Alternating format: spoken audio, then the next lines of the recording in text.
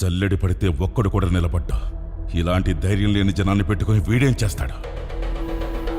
అవును సార్, మీరన్నట్టే మాకు ధైర్యం ఉండేది కాదు, శక్తి ఉండేది కాదు, నమ్మకము ఉండేది కాదు.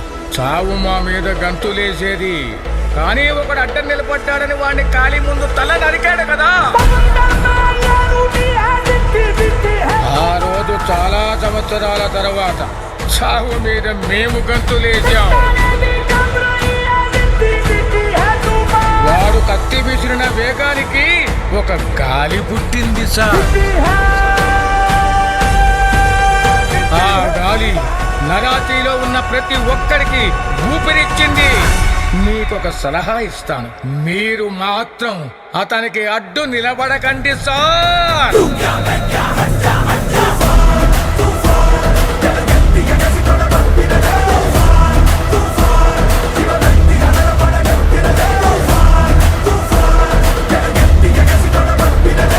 జూలకంటి బ్రహ్మానందరెడ్డి అనే నేను దైవ సాక్షిగా ప్రమాణం చేస్తున్నాను.